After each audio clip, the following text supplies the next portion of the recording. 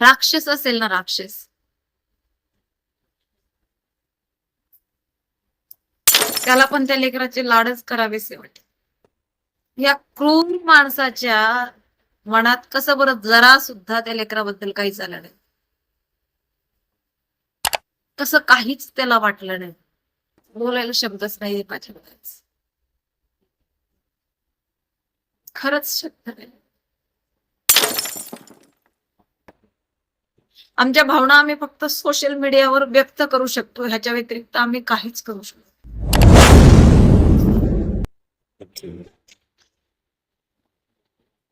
काहीच करू शकतो. चाकणमध्ये एका लेकराला अमानुषपणे त्याच्यावर सुद्धा अनैसर्गिक अत्याचार करून मारून त्याला सुटकेसमध्ये भरण्यात आलं. त्या नसरापूरमध्ये ही घटना घडली. आणखी एक घटना घडली.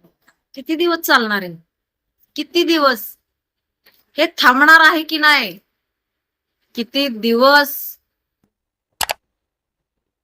खरं सांगते तुम्हाला, ज्या वेळेला घरातनं बाहेर पडते ना, मुलींना माझ्या मी 4-4 वेळा सांगते, की अजिबात काही ऑर्डर करू नका, काहीही मागवू नका. मी घरी असते तोपर्यंतच मी त्यांना मागायला लावते, काय असेल ते मी घरी आहे तोपर्यंतच मागतो.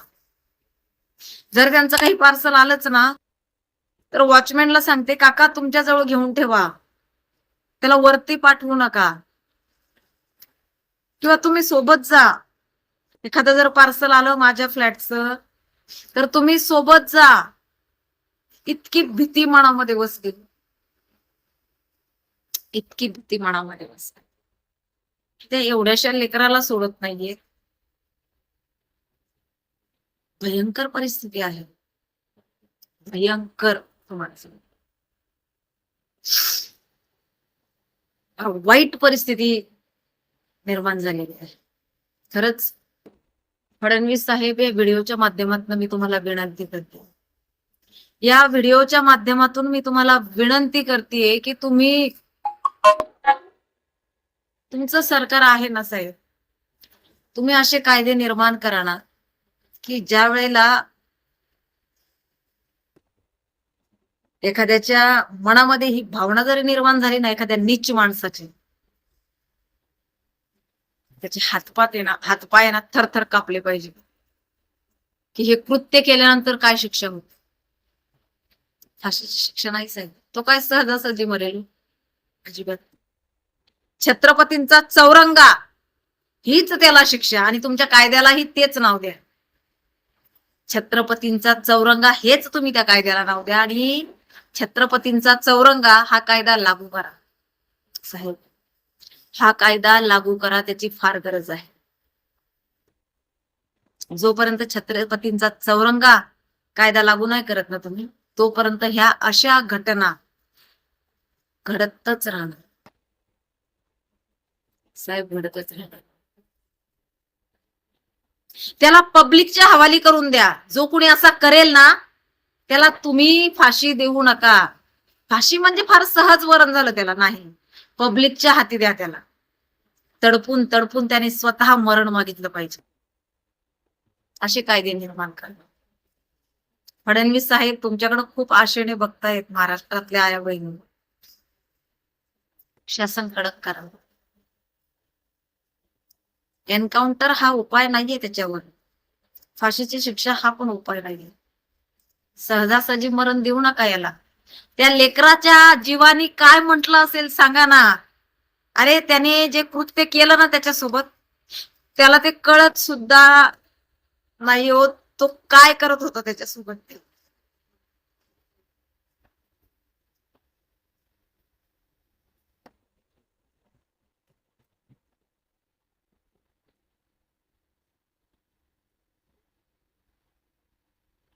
3 वर्ष राव, 3 वर्ष म्हणजे काय होतो, चिखलाचा गोळा.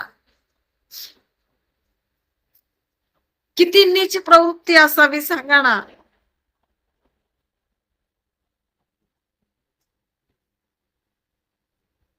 जी लोक बोंबलतायत ना, मुलींनी अंग भरून कपडे घालावे, सांगा त्या लेकराने काय घातलेलं. त्याचं असं काय यालाय ना, असं निदर्शनात आलं होतं की तो इतका क्रूर झालाय. काय हो सांगा ना.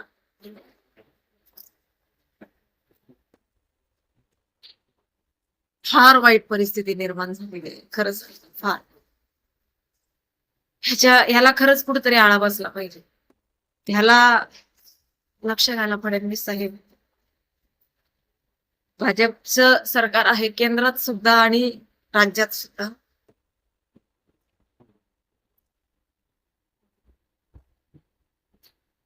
तुम्ही ठरवलं ना, छत्रपतींचा चौरंगा हा कायदा तुम्ही लागू करू शकता आणि तुम्ही लागू करा. छत्रपतींचा चौरंगा हा कायदा लागू करा. थरका फुटेल हो मनात त्याच्या निर्माण जरी झाल्या ना या भावना, तरी थरका फुटेल त्याचा. त्यामुळं हात जोडून एक विनंती करेल, कायदे कडक करा. कायदे कडक करा. असं कृत्य करणाऱ्या व्यक्तीला पब्लिकच्या ताब्यात द्या. त्याला छत्रपतीचा चौरंगा हा कायदा लागू करा. पुन्हा नाही हो अशा घटना घडणार साहेब. अरे आता आणखी एक मी आज बातमी वाचली, कुठंतरी एका नराधमाने त्या लेकरावर बलात्कार केला होता आणि त्याला तो सुटला. अहो तो सुटला, बाहेर आला. बाहेर आल्यावर त्याने पुन्हा अत्याचार केला. का होत आहे त्या घटना?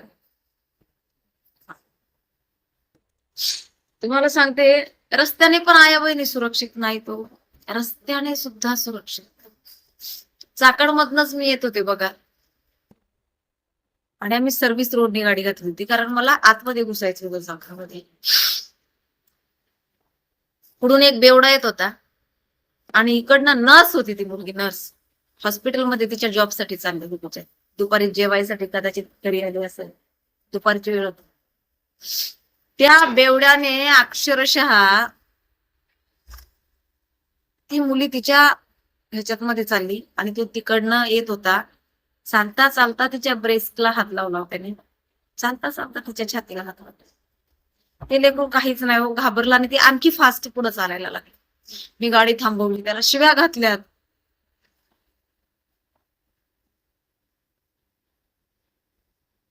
कुठं कुठं म्हणजे काय काय बघायचं सांगा ना. रस्त्यानं चालणारी स्त्री आत्ताचा विषय आहे, 8-10 दिवसापूर्वीच. रस्त्याने चालणारी मुलगी असेल, महिला असेल, अरे पब्लिक मध्ये चालत होती ती. पब्लिक मध्ये. बरं त्याचंही वय असं नव्हतं काय तरुण वगैरे होता, 50च्या पुढचा माणूस. आणि जी मुलगी चालली होती ना, ती 22-23 वर्षाची असेल ती नर्स. काय म्हणजे तुम्ही सांगा ना मला. भयंकर परिस्थिती आहे. आणि खरंच आपल्या लेकरा बाळांवर लक्ष ठेवा. उन्हाळ्यामध्ये बऱ्याच बरेच जण आपल्या लेकरांना आजोळी पाठवत असतात, गावी पाठवत असतात, शहरामध्ये राहणारे लोक. त्यावेळेला खरंच आपल्या लेकरांकडे जिथे पाठवता त्या लोकांना सांगा की त्यांच्यावर लक्ष ठेवा. अनोळखी ठिकाणी त्यांना कुणाच्याही घरात जाऊ देऊ नका, कुणावरही विश्वास ठेवू नका, कुणाच्याही सोबत त्यांना जाऊ देऊ नका. हात जोडून विनंती आहे. आपल्या लेकरांना जपा. पर्याय नाहीये त्याला हो. सांगा ना, काय त्या लेकराला 3 वर्षाच्या लेकराला काय शिकवायचं? गुड टच, बॅड टच, काय त्याला शिकवायचं? त्याला तिला बोलता तरी येत असेल का नीट? सांगा ना. काय कळतंय त्या लेकराला? त्या जीवाला कसं समजावायचं? काय चुकीचं? काय कळत असणार त्या लेकराला? काय तिला वासरू दाखवतो म्हणून घेऊन गेला हो गोठ्यात मध्ये, चल तुला वासरू दाखव.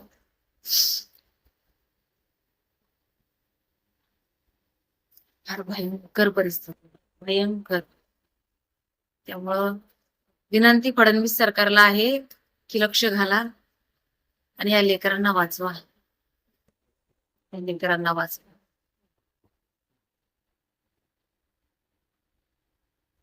फार भयंकर परिस्थिती.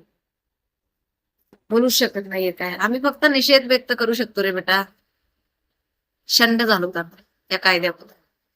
आम्ही फक्त निषेध व्यक्त करू शकतो, ह्याच्या पलीकडे काहीच नाही. मला सांगा, काय ते पॅन्थरचे कोणते खूप बोलत असतात बघा, खूप बोलतात, कशावरही बोलतात.